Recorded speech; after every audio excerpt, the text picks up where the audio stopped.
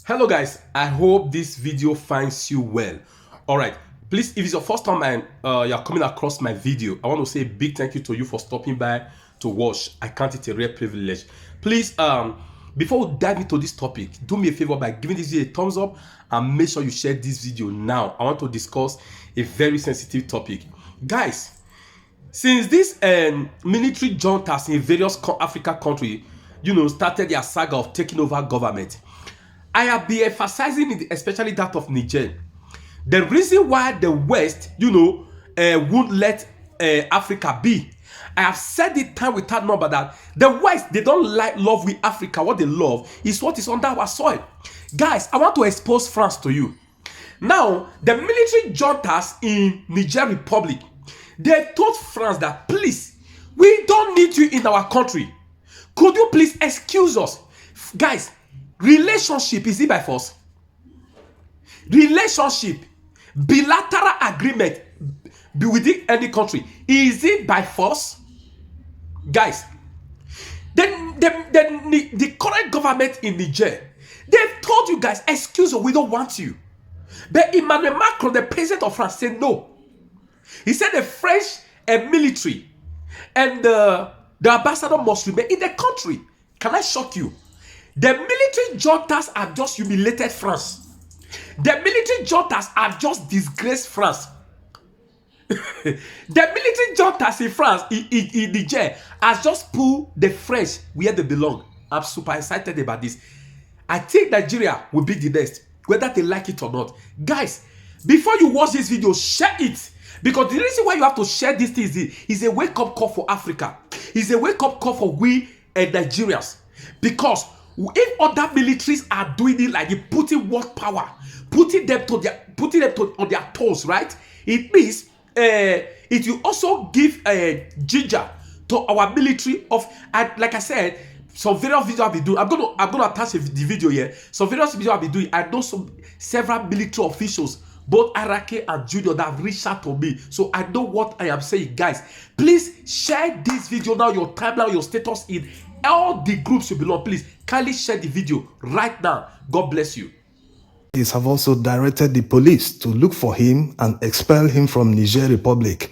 That means the police will be laying siege in front of their embassy.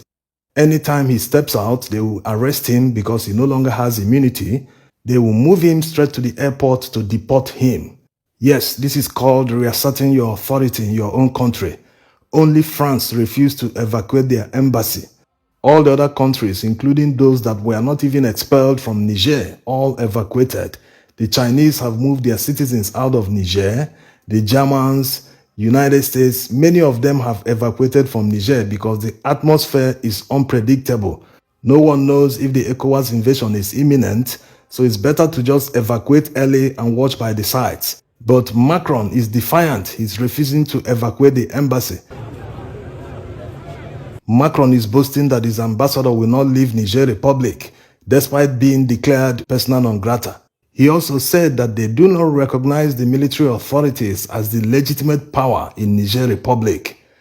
This leads to one question: why is it only France that is maintaining this ground? Why is it only France that is questioning the legitimacy of the military authorities? It has become a revolution. You can no longer be referring to this as a military coup. That ship has sailed. It is time for people to stop asking why military coups have become rampant the past 3 years in Francophone countries. Isn't it time we started asking why democracy has failed the people? Yes, that's the real question. If operators in a democracy obey all the rules, there won't be strife, there won't be agitation, there will never be a military coup. But the reverse is the case. There's no dividend of democracy whatsoever. What we witness are stealings, corruption, all sorts of impunity. They want to lord it over people just because they are elected. Elected in quotes, because many of them didn't even win elections. They rigged themselves into power. Some people overstayed their tenures, the permitted tenures that they are supposed to stay in office. They manipulated their constitutions to extend their tenures. That's why you see many leaders spending years in office as if they are in a monarchy, as if the country is theirs, is their empire. You see the Nasimbes in Togo. You see the Libongos in Gabon. You see the Bias in Cameroon. In all these countries, they have one thing in common. They say they are practicing a democracy, but that's not the case. The democracy belongs to one family. The power revolves in one family. It never moves out. So let them give it the right name. It is a monarchy they are practicing, not democracy. Look at Paul Biya. He spends most of his time in Paris instead of being in Cameroon where he's the president. One will even think he permanently lives in France instead of Cameroon. Look at Ali Bongo and all the billions the police have seized since the coup happened. What are they doing with all the money? They are laundering the money to Europe and other Western countries to go and develop their own economy while their people suffer. No military man, no patriotic military man will see this and not seize power from politicians. Because that's the only way to stop them. The only other way that citizens can stop a politician is by going to vote them out on election day. But when the results are already known before you even reach the polling unit to cast your vote, then there's no other option. That's why most of them spent decades in power without anything to show for it. You can't remove them through the ballot like it is permitted under a democracy. So it's no longer a democracy. They've hijacked all the state institutions, from the police, the army, the justice department, the judiciary, everything. They've hijacked them. So it's only a revolution that can stop them. It happened in many Western countries. Even France experienced a lot of revolutions in their history. So military coups and revolutions are a result of the failure of democracy. Although the one that happened in Gabon, people of Gabon should not rejoice yet. We'll make a separate video because a lot of things that are going on that people are not aware. More details in that video. This brings us to the new ultimatum Tinubu gave to the Nigerian authorities. He told them to organize themselves and return to democracy under 9 months. That's even less than half of the 3 years the military authorities are proposing. And according to the VOA, it is a suggestion, but it's a start. Who knows? Maybe they can reach a compromise and come to the middle. It's all part of the negotiations. His suggestion also shows that they are now moving away from military intervention. If they eventually agree on a timeline for the transition, it means all parties will work towards the implementation, not making threats at someone in his own sovereign country. One more question is he speaking as the ECOWAS chairman or as Tinubu on his personal capacity? Because this comes back to all the analysis we've been making all along. If he can say this without consulting his fellow ECOWAS leaders, that means he knows that whatever he tables before them, they will accept. He can convince them. So let him use that power he has to convince every member of ECOWAS that negotiations and diplomacy is the right way to go. No one needs to invade anybody because of a military coup. In many ECOWAS countries, they have many challenges to deal with. Let them deal with that instead of wasting time mobilizing, trying to threaten or invade Niger Republic. Niger is a sovereign country. Let them deal with the problems themselves. If they now call for help, people will willingly go and help them. But to invade them forcefully, that should not even be one of the considerations. This new proposal from Tinubu also shows that reality has dawned on him. From giving the Nigerian military 1 week ultimatum to return Bazoum to power, to giving them 9 months to form a transition program to return to democracy. So it shows that it is clearer to him now that you don't use force for everything. You don't threaten a sovereign country just because of a military coup. Just because you feel, is it not Niger we give aid to? We always give donations, arms, everything to them. We are more powerful, this, that. That's not how it works in reality.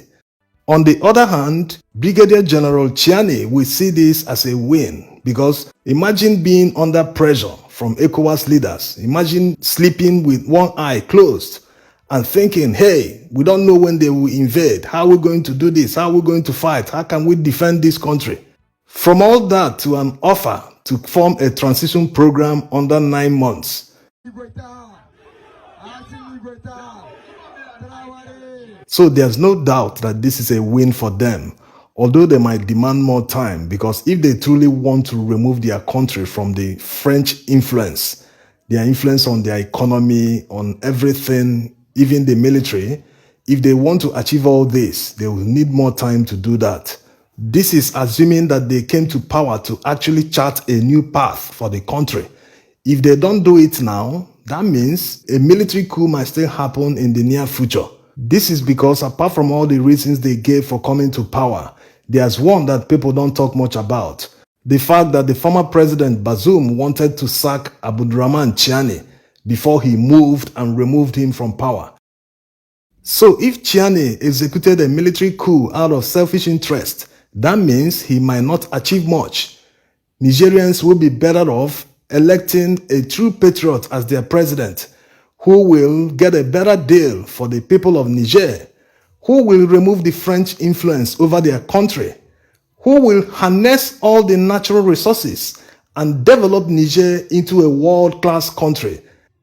This is not the dream of Nigerians alone, it is the dream of many Africans, where you find many natural resources, but people are still poor. Look at Gabon. They have oil, they have iron, they have gold, they have copper, many things. They should be the Singapore of Africa. But no, they rather steal the money than develop their country.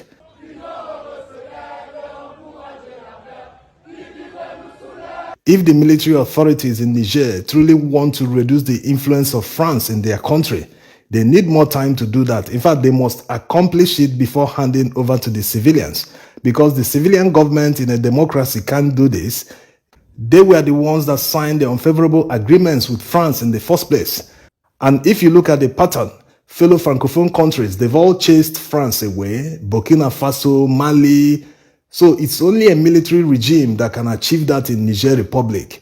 France is aware of this. That's why their military spokesman is threatening the Nigerian authorities that they will use force in any case that the ambassador is arrested or they try to invade their military base or the embassy, that the French military based in Niger will react in a forceful manner to save themselves. This is exactly what the French want, going by what Emmanuel Macron has been saying all along, that they don't recognize the authority in Niger. They are looking for an excuse for military intervention. And since ECOWAS leaders are no longer forthcoming, they've seen the opposition in ECOWAS region that no one wants to invade Niger in any guise.